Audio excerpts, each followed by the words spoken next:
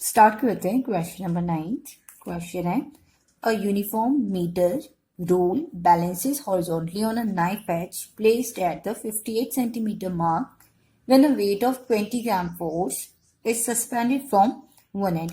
हमें गिवन है कि एक मीटर रूल है, मीटर रूल इक्वल हो गया 100 सेंटीमीटर के।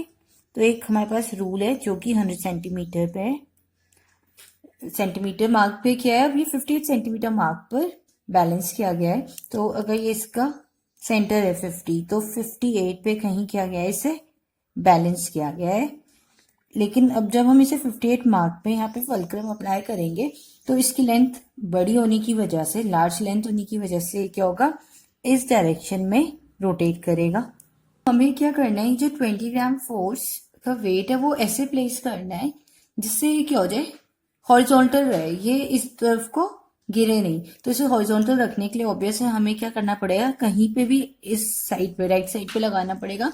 तो मैं मान लेती हूँ कि मैंने जहाँ पे ये जो फिक्स किया गया है वहां से एक्स डिस्टेंस पे क्या किया है, 20 ग्राम फोर्स को प्लेस कर दिया है। तो एक तो हमें क्या करना था, इसका डायग्राम ड्रॉ करना था, ये मैंने इसका डायग्राम ड्रॉ कर दिया। सेकेंड पार्ट में हमें फाइंड आउट करना है what is the weight of the rule. जो रूल होता है उसका वेट कहाँ पे लाई करता है, उसके सेंटर पे, जो कि क्या है 50। तो 50 पे यहाँ पे इसका वेट लाई कर रहा है। अभी हमें ये पता नहीं है कितना है, तो उसके वेट को एफ कंसिडर करना है कि ये जो वेट सस्पेंडेड है वो क्या है, इस मीटर रूल के एक एंड पे है। तो इसका जो एंड होगा, एंड पॉइंट, वो इक्वल होगा 100 के। तो 100 पे क्या गया है, 100 मार्क पे इसे प्लेस किया गया है। तो हमें फाइंड आउट करना है क्या वेट होगा मीटर रूल का, और जो वेट होता है 50 पे, 50 मार्क पे।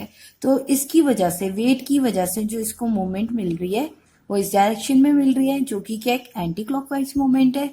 और ये जो 20 ग्राम फोर्स वाला है, इसकी वजह से क्या होगा, इस डायरेक्शन में इसको क्या होगा, टर्निंग इफेक्ट आएगा, मूवमेंट मिलेगी। तो ये मूवमेंट क्या क्लॉकवाइज है। तो यूज करेंगे हम principle of moments. According to principle of moments क्या होता है, total anti clockwise movement equal होगी टोटल क्लॉकवाइज मूवमेंट के। तो इस वाले केस में जो एंटी क्लॉकवाइज मूवमेंट है इसकी वजह से मिल रही है वो कितने, जो 50 और इसके बीच का फिक्स पॉइंट के बीच का गैप है, कितना डिस्टेंस है ये 8। तो यहां से यहां तक का 8 सेंटीमीटर और वेट लगा रखा है एफ। तो एफ इंटू आर की वैल्यू क्या है, इस केस में 8 है, इक्वल्स टू क्लॉकवाइज मूवमेंट इसकी वजह से मिल रही है। तो एफ की वैल्यू तो 20 है। यहां से एक्स की वैल्यू फाइंड आउट कर लेते हैं। एक्स कितना हो जाएगा, 58 पे फिक्स्ड है, 100 क्या है, 100 मार्क पे ये वेट लगाया गया है। तो 100 माइनस 58, हमारा आंसर क्या हो जाएगा, यहाँ पे एक्स की वैल्यू 42 यहाँ पुट कर देते हैं। 20 इंटू 42, एफ की वैल्यू फाइंड आउट करना है। तो 20 इंटू 42 बाय 8, 4 2 टाइम्स, 4 5 टाइम्स 21। तो एफ की वैल्यू आ रही है 105 gram force. 10th, the diagram shows a uniform bar supported at the middle point O। एक यूनिफॉर्म बार है, मीटर बार, जिसे हमने क्या किया है, O पॉइंट पे सपोर्ट किया गया है। ये जो O पॉइंट है इसका सेंटर पे लाई कर है, मिड पॉइंट है इसका। A weight of 40 gram force is placed at a distance 40 centimeter to the left of the point O। Point O के लेफ्ट में जो 40 सेंटीमीटर मार्क है, यहाँ पे 40 ग्राम फोर्स का एक वेट क्या किया गया है, प्लेस किया गया है। अब क्या है, एक्चुअली जैसे ही हमने इसमें वेट प्लेस किया तो इसकी वजह से क्या होगा, ये इस डायरेक्शन में क्या करेगा, रोटेट करेगा, टर्निंग इफेक्ट आ जाएगा, जो कि क्या होगा, इन एंटी क्लॉकवाइज डायरेक्शन में होगा। तो पूछा है हमें how can you balance the bar with the weight of 80 gram force. तो 80 ग्राम फोर्स का वेट हमें कहाँ लगाना चाहिए, तो क्योंकि ये इस साइड को रोटेट कर रहा है तो हमें इसे हॉरिजॉन्टल रखने के लिए कहीं पे भी, किसी भी डिस्टेंस में, मान लेते हैं एक्स डिस्टेंस में, कहीं पे भी हम क्या कर रहे हैं, एक वेट है जो कि 80 ग्राम फोर्स है वो प्लेस कर देते हैं। तो अब इसकी वजह से जो मोमेंट मिलेगी, क्लॉकवाइज मोमेंट मिलेगी। तो यहाँ पे फिर अगेन हम प्रिंसिपल ऑफ मोमेंट्स अप्लाई करें। According to principle of moments, total clockwise moment equal होगी टोटल एंटी क्लॉकवाइज मोमेंट की। टोटल एंटी क्लॉकवाइज या फिर यहाँ पे मैं क्लॉकवाइज मोमेंट लिख रही हूँ, तो total anti clockwise moment equal होगी यहाँ पे जो फोर्स एक्ट कर रही है और कितने डिस्टेंस पे। तो यहाँ से यहाँ तक का डिस्टेंस कितना है, 40 आएगा। तो फोर्स है 40 ग्राम फोर्स मल्टीप्लाई बाय जो डिस्टेंस है 40 इक्वल्स टू जो क्लॉकवाइज मोमेंट है फोर्स तो 80 है इनटू डिस्टेंस हमें पता नहीं है तो हम इसे x डिस्टेंस पे कंसीडर कर रहे हैं इनटू x। तो इसको सॉल्व कर लेते हैं। 1600 इक्वल्स टू 80 अपॉन में ले आई, इसे कट कर देते हैं 20। तो x की वैल्यू इक्वल आ रही है 20। तो इसे हमें कौन से मार्क पे, 20 वाले मार्क पे हमें क्या करना पड़ेगा, इसे कहीं पे प्लेस करना पड़ेगा ताकि ये जो स्केल है वो हमेशा हॉरिजॉन्टल रहे, बैलेंस रहे। Number 11 figure shows a uniform meter rule placed on a fulcrum at its midpoint। Mid point पे हमने क्या किया है, फल्क्रम लगा के ये जो मीटर रूल है इसे प्लेस किया गया है। And having a weight 40 gram force at 10 centimetre mark. 10 centimetre mark में हमने क्या किया है, 40 ग्राम फोर्स को वेट प्लेस किया गया है। And a weight of 20 gram force at the 90 centimetre mark. यहाँ पे 90 सेंटीमीटर मार्क में हमने 20 ग्राम फोर्स को प्लेस किया गया है। हमें फाइंड आउट करना है सबसे पहले is the rule in equilibrium. हमें इक्विलिब्रियम में चेक करना है, तो उसको चेक करने के लिए हमें पता है क्योंकि ये 40 ग्राम फोर्स वाला इसको इस डायरेक्शन में टर्न करेगा और ये जो 20 ग्राम फोर्स वाला है इसको इस वाले डायरेक्शन में टर्न करेगा। तो ये वाला डायरेक्शन क्या हो जाएगा हमारा, एंटी क्लॉकवाइज, और ये वाला क्या हो जाएगा, क्लॉकवाइज। हम क्या करते हैं, यहाँ से एंटी क्लॉकवाइज मोमेंट और यहाँ से क्लॉकवाइज मोमेंट निकाल लेते हैं। अगर ये दोनों इक्वल आएंगी तो क्या है, ये इक्विलिब्रियम में, अदरवाइज नहीं है। तो सबसे पहले कैलकुलेट कर लेते हैं एंटी क्लॉकवाइज मोमेंट। ये इक्वल होता है force into perpendicular distance. Force कितनी है, वेट है 40 ग्राम फोर्स और इसका डिस्टेंस फल्क्रम से कितना है, ये 10 सेंटीमीटर 10 वाले मार्क पे, तो यहाँ तक का डिस्टेंस कितना होगा, 50 से 10 तक का 40, तो इंटू 40, तो एंटी क्लॉकवाइज मोमेंट इक्वल आ जाएगी 1600 न्यूटन मीटर। अब हम क्या करते हैं, कैलकुलेट कर लेते हैं clockwise moment. Clockwise moment equal हो जाएगी फोर्स इंटू परपेंडिकुलर डिस्टेंस। जो फोर्स है वो 20 ग्राम फोर्स है और परपेंडिकुलर डिस्टेंस हमारा कितना है, यहाँ पे ये 90 वाले मार्क पे प्लेस्ड है, तो यहाँ से यहाँ तक का डिस्टेंस कितना होगा, ये भी 40 हो जाएगा। तो ये इक्वल आ रहा है 800 न्यूटन मीटर। तो क्योंकि ये दोनों क्या है, इक्वल नहीं है, तो इसका जो आंसर है is the rule in equilibrium. तो क्या है, पहला आंसर हमारा हो गया no, it is not in equilibrium. Part second में हमें पूछा है if not how will the rule turn. तो कौन से डायरेक्शन में टर्न करेगा, तो क्योंकि हमें पता है एंटी क्लॉकवाइज मूवमेंट क्या है, क्लॉकवाइज से ज्यादा है। Anti clockwise movement is greater than the clockwise movement. तो ये कौन से डायरेक्शन में टर्न करेगा, इन एंटी क्लॉकवाइज डायरेक्शन। तो it will turn in anti clockwise direction. In third part हमें फाइंड आउट करना है how can the rule be brought in equilibrium by using an additional weight of 40 gram force. Third part में हमें इसे वापस equilibrium में लेकर आना है। तो इसमें पूछा गया कि कैसे हम ला सकते हैं अगर हम एडिशनल वेट यूज करें 40 ग्राम फोर्स। तो क्योंकि इसको एंटी क्लॉकवाइज मूवमेंट मिल रही है ओवरऑल, तो हमें क्या करना पड़ेगा, जो एडिशनल वेट है वो कहीं ना कहीं राइट साइड को, जहाँ पे फिक्स है फल्क्रम में, उसके राइट साइड को कहीं ना कहीं प्लेस करना है। तो कहीं पे भी हम कंसीडर कर लेते हैं, मान लेते हैं हम क्या कर रहे हैं, इससे जो 40 ग्राम फोर्स है उसे कहीं पे x डिस्टेंस पे फल्क्रम से टूवर्ड्स द राइट हम कहीं पे भी लगा दे रहे हैं। तो इसकी वजह से जो क्लॉकवाइज मूवमेंट होगी टोटल, और जो इधर एंटी क्लॉकवाइज है, ये क्या हो जानी चाहिए, इस केस में इक्वल हो जानी चाहिए, क्योंकि तब ये क्या है, इक्विलिब्रियम में। तो थर्ड पार्ट में इक्विलिब्रियम में होने के लिए एंटी क्लॉकवाइज मूवमेंट इक्वल होनी चाहिए क्लॉकवाइज मूवमेंट के।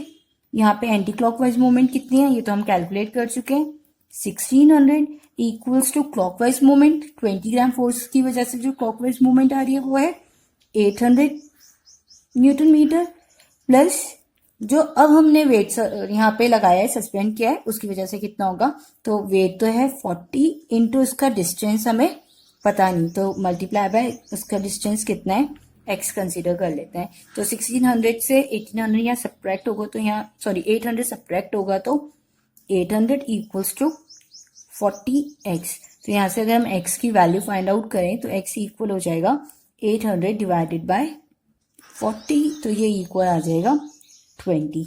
तो हमें क्या करना है, जो हम 40 ग्राम फोर्स वेट लगा रहे हैं वो कितने डिस्टेंस पे लगाना है, 20 सेंटीमीटर डिस्टेंस पे लगाना है फुलक्रम से। तो 20 सेंटीमीटर कौन सा हो जाएगा, जो 70 वाला मार्क है, तो हम लगाएंगे एट द 70 सेंटीमीटर मार्क। इसमें यूनिट्स गलत लिख दिया मैंने, यूनिट्स हैं, इसकी यूनिट होगी ग्राम फोर्स सेंटीमीटर, से करेक्ट कर लेते हैं, ग्राम फोर्स सेंटीमीटर, और इसकी यूनिट भी क्या होगी, gram force centimetre. Question number 12, when a boy weighing 20 kg force sits at one end of a 4 metre long seesaw, हमें गिवन है एक सीसॉ गिवन है जिसकी लेंथ कितनी है 4 मीटर क्या है लेंथ है, और जो बॉय है 20 kgf वेट का, वो इसके वन एंड पे बैठा हुआ है kg फोर्स वेट का, इट गेट्स डिप्रेस्ड, तो इसकी वजह से फुलक्रम इसके सेंटर पे कहीं पे है सीसो में, तो यहाँ पे 20 kg फोर्स का बॉय बैठा हुआ है। तो हमें पूछा गया है how can it be brought to the horizontal position, जैसे ये बच्चा इस पे सिट करेगा बैठेगा वैसे ही क्या होगा, ये डिप्रेस हो जाएगा। तो हमें कहीं ना कहीं क्या करना है, मैन लगाना है जिसका वेट कितना है 40 kgf है। तो क्योंकि ये इसमें डिप्रेस कर रहा है, तो जो मैन का वेट है या मैन है वेइंग 40 kgf, उसे हमें कहीं पे राइट साइड लगाना है। तो मैं इसको भी राइट साइड लगा देती हूँ, यहाँ पे 40 kg फोर्स का मैन यहाँ पे है, और इसका डिस्टेंस हमें पता नहीं कि कितने डिस्टेंस पे प्लेस करें, तो एक्स कंसीडर कर लेते हैं।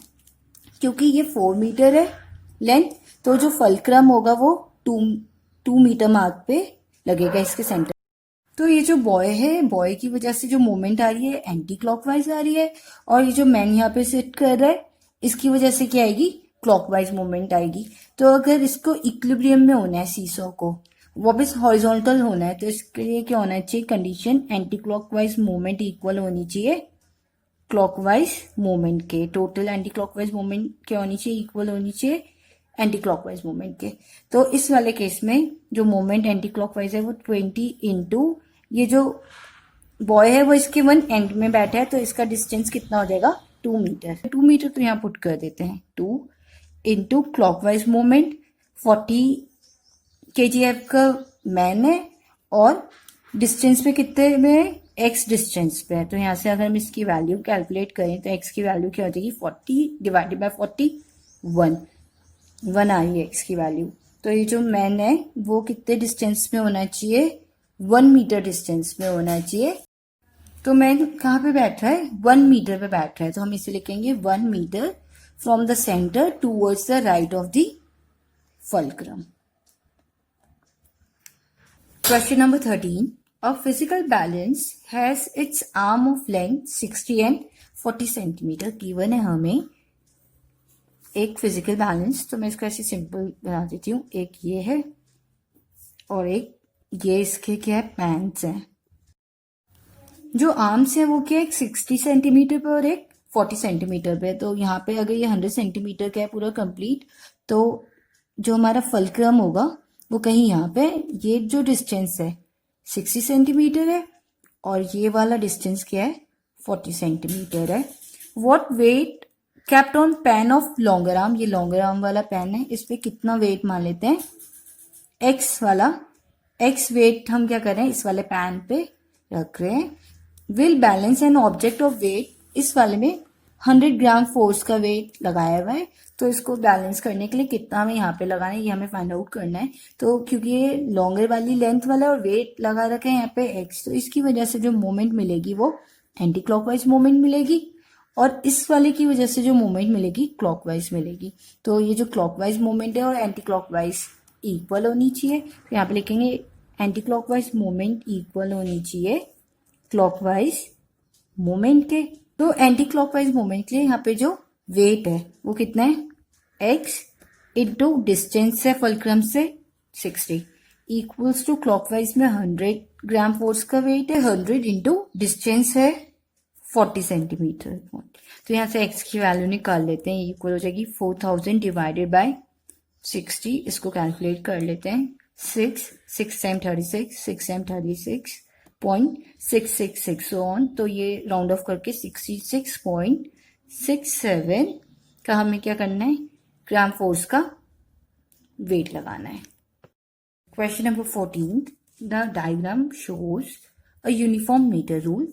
यूनिफॉर्म मीटर रूल है 100 सेंटीमीटर का, वेइंग 100 ग्राम फोर्स। जो वेट है रूल का वो इक्वल है 100 ग्राम फोर्स।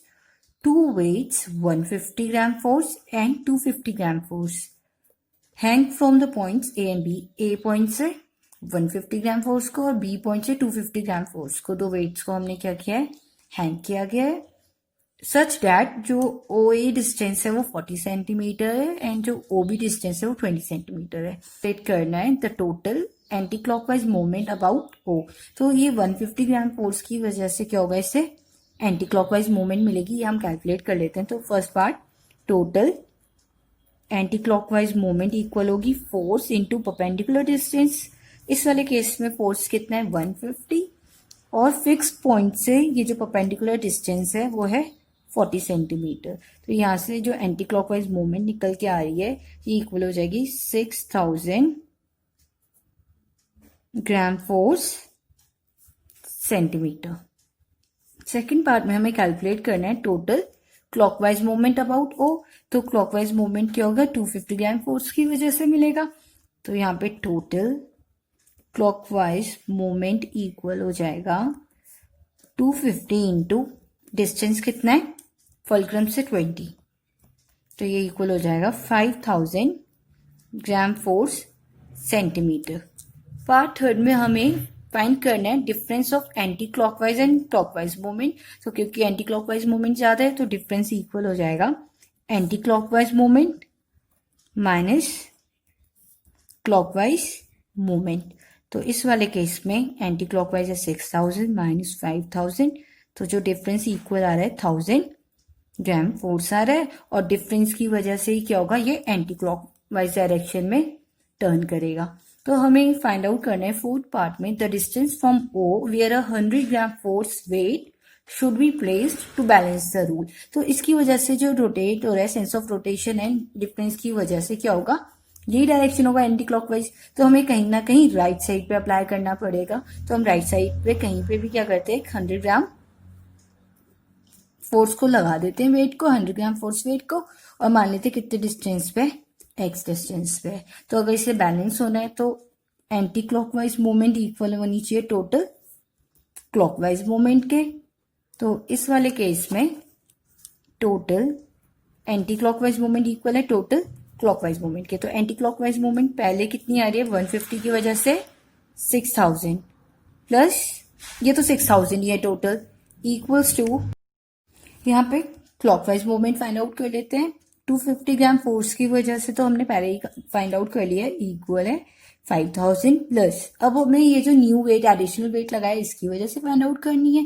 तो इसका जो फोर्स है 100 ग्राम फोर्स है वेट इनटू डिस्टेंस हमें पता नहीं, तो इसे एक्स माना है। तो ये एक्स यहाँ से सॉल्व कर लेते हैं। 6000 में से 5000 माइनस हुए 1000 इक्वल्स टू 100x। तो यहाँ से x की वैल्यू इक्वल हो जाएगी 10 सेंटीमीटर। तो हमें जो न्यू एडिशनल वेट है वो कहाँ पे लगाना है, हमें फुलक्रम से 10 सेंटीमीटर डिस्टेंस पे लगाना है। अब ये डायग्राम तो गलत हो गया, इसे कहीं यहाँ पे होना चाहिए था, इसको यहाँ पे बना लेती हूँ। तो ये इक्वल है 100 ग्राम फोर्स, और इसे कहाँ लगाना है, 10 सेंटीमीटर पे लगाना है। तो यहाँ पे x की वैल्यू आ गया 10, तो यहाँ लिखेंगे 10 centimetre on the right side of the fulcrum. Question 15. A uniform meter rule of weight 10 gram force is pivoted at its 0 mark. Given है एक हमारे पास मीटर रूल है जो कि क्या किया गया है, 100 सेंटीमीटर का होता है, इसको हमने क्या किया है, फिक्स किया है इसके 0 मार्क पे। तो यहाँ पे 0 मार्क है इसका, इस पे हमने क्या किया, इसे फिक्स कर दिया है। इसका जो वेट है वो 10 ग्राम फोर्स है। जो वेट होता है मीटर रूल का, कहाँ पे होता है, उसके सेंटर पे। तो सेंटर 50 है, यहाँ पे क्या कर रहा है, इसका वेट है जो कि 10 ग्राम फोर्स है। तो इसकी वजह से क्या होगा, जो मीटर रूल है वो डिप्रेस करेगा नीचे की तरफ। तो हमें फाइंड आउट करना है what moment of force depresses the rule.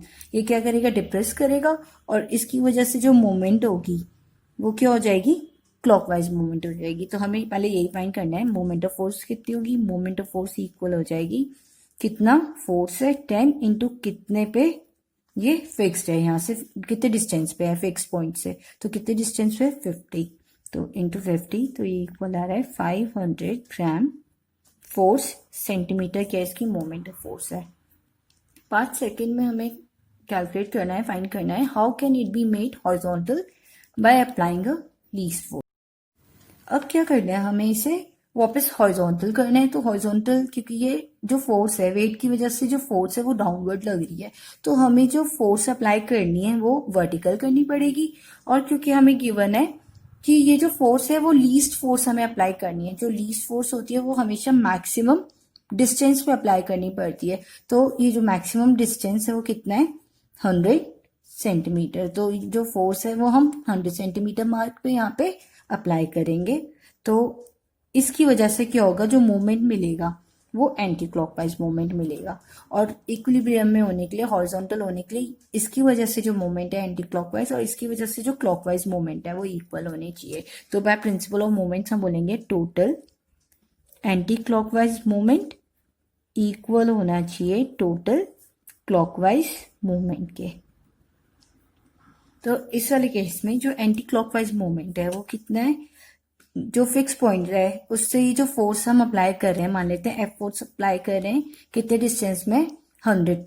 तो यहाँ से F इंटू 100, क्योंकि फोर्स हमें फाइंड आउट करनी है, इक्वल होगा total clockwise movement. Clockwise movement में जो वेट है वो तो है 10 इंटू कितने डिस्टेंस पे, 50 डिस्टेंस पे है। तो यहाँ से अगर हम F की वैल्यू फाइंड आउट करें तो 500 डिवाइडेड बाय 105, तो हमें 5 ग्राम फोर्स अप्लाई करनी है इन अपवर्ड डायरेक्शन। तो अपवर्ड डायरेक्शन में हमें क्या करनी है, फोर्स अप्लाई करनी है।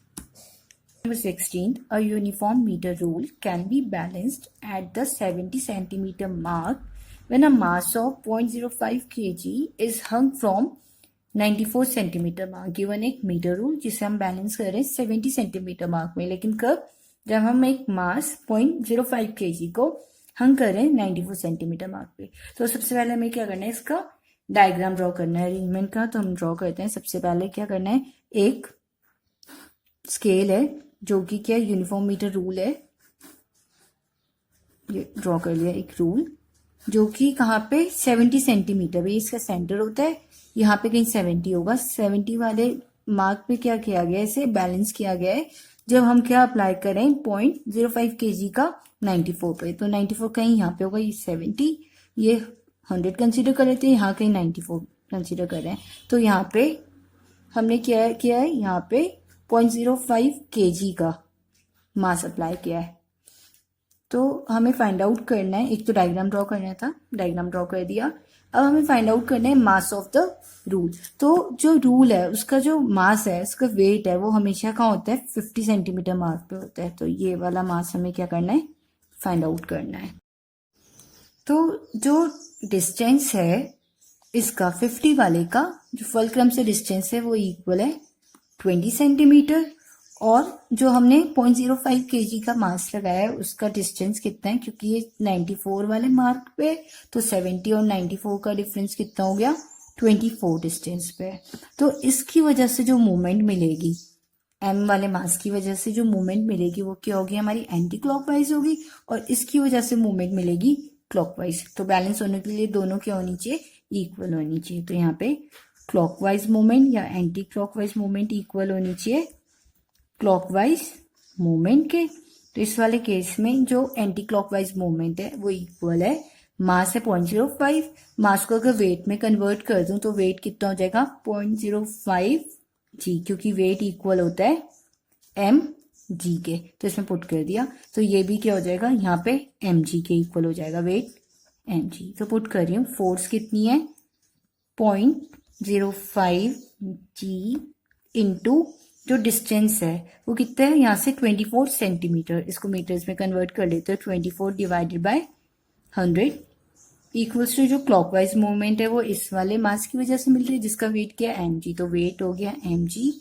इंटू इसका डिस्टेंस कितना है यहाँ से फिक्स्ड पॉइंट से 50 एंड 20 सेंटीमीटर इक्वल हो गया 20/100 मीटर। इसको कैलकुलेट कर लेते हैं, यहाँ पे जी से जी कैंसिल हो गया, 100 से 100 कैंसिल हो गया, हमें एम की वैल्यू निकालनी है, एम इक्वल हो जाएगा यहाँ से पॉइंट हटा के, यहाँ से एम इक्वल हो जाएगा 5/100 इंटू 24 डिवाइडेड बाय 20। इसको कैलकुलेट कर लेते हैं, ये 5 से 4 टाइम्स 4 6, तो जो हमारा मास निकल के आ रहा है वो इक्वल आ रहा है 6/100 that is 0.06 kg। Question 17, a uniform half metre rule.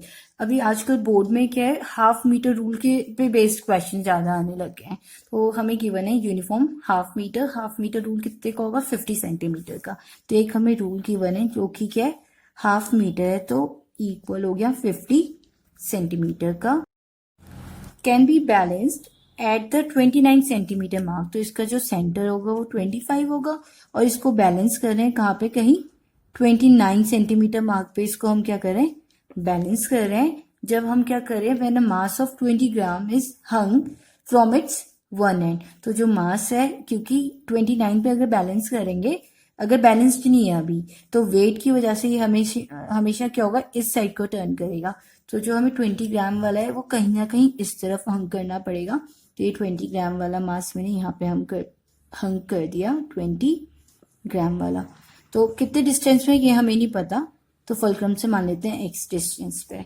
तो सबसे पहले तो हमें डायग्राम ड्रॉ करना था, ये मैंने इसका डायग्राम ड्रॉ कर दिया। सेकंड केस में हमें मास ऑफ द रूल निकालना है, तो मास निकालने के लिए total anti clockwise moment equal हो जाएगी टोटल क्लॉकवाइज मोमेंट के, यहाँ पे जो वेट है, जो मीटर स्केल का वेट है वो कहाँ पे लाई करते हैं, उसके सेंटर पे करता है, तो इसके वेट की वजह से जो मूवमेंट मिलेगी वो क्या होगी एंटी क्लॉकवाइज मूवमेंट हो जाएगी, और इसको बैलेंस करने के लिए जो हमने मास लगा रखा है 20 ग्राम, उसकी वजह से जो मूवमेंट है वो क्या है क्लॉकवाइज, तो यहाँ पे एंटी क्लॉकवाइज मूवमेंट, इसका मास तो हमें पता ही नहीं है, तो इसको m कंसिडर कर रहे हैं इनटू डिस्टेंस, जो वेट है इसका 25 पे एक्ट कर रहा है, तो यहाँ से यहाँ तक का डिस्टेंस 29 तक का इक्वल हो जाएगा 4 into 4 equals to clockwise movement, क्योंकि जो वेट है मास है वो कितना है 20 ग्राम है,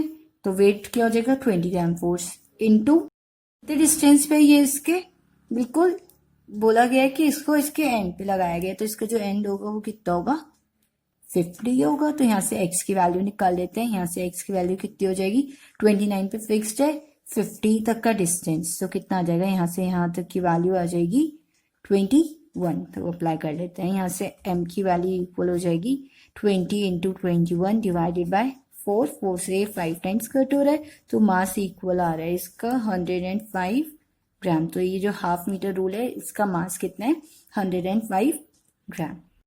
question 18, a uniform metre rule of mass 100 gram given है, एक मीटर रूल जिसका मास कितना है 100 ग्राम, तो एक मीटर रूल ड्रॉ कर लेते हैं, is balanced on fulcrum at mark 40 centimetre, पूरा क्या 100 सेंटीमीटर का है लेकिन इसे 40 सेंटीमीटर मार्क पे क्या गया है बैलेंस किया गया है 40 सेंटीमीटर, तो ये कितना हो जाएगा 50, यहाँ पे इसको 0 कंसिडर कर लेते हैं, ये 100 हो गया क्योंकि 1 मीटर का scale, by suspending an unknown mass m at mark 20 centimetre, तो इस पे 20 सेंटीमीटर मार्क पे क्या करना पड़ेगा, हमें एक वेट लगाना पड़ा है, मास लगाना पड़ा है m, कितने डिस्टेंस पे 20 डिस्टेंस पे, तो हमें फाइंड आउट करनी है द वैल्यू ऑफ m, तो वैल्यू ऑफ m निकालने के लिए सबसे पहले हमें कंडीशन गिवन है, मास क्या है रूल का 100 ग्राम है, जो रूल होता है उसका मास हमेशा उसके सेंटर पे लाया करता है, तो 50 पे कितना मास है 100 ग्राम, तो जो हमने मास सस्पेंड किया उसकी वजह से जो मूवमेंट मिलेगी वो एंटी क्लॉकवाइज होगी,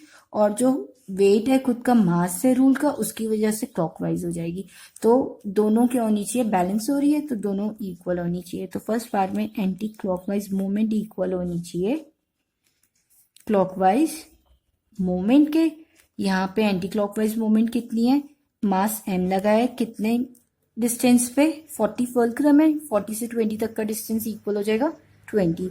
और जो क्लॉकवाइज मूवमेंट है वो किसकी वजह से मिल रही है, इस वेट की वजह से, इस मास की वजह से 100 इंटू जो डिस्टेंस है वो कितना, यहाँ से यहाँ तक का 40 से 50 कितना हो जाएगा 10। तो यहाँ से अगर मैं m की वैल्यू निकालूं तो ये क्या हो जाएगा 1000/20 कैंसिल करके इक्वल आ रहा है 50 ग्राम। तो m की वैल्यू क्या है 50 ग्राम है।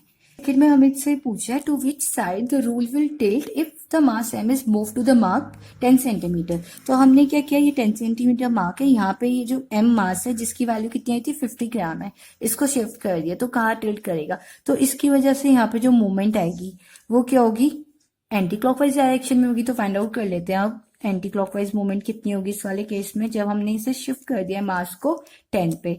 तो मास है 50 इंटू परपेंडिकुलर डिस्टेंस 10 से यहाँ तक का डिस्टेंस कितना होगा 10 एंड 40 का 30।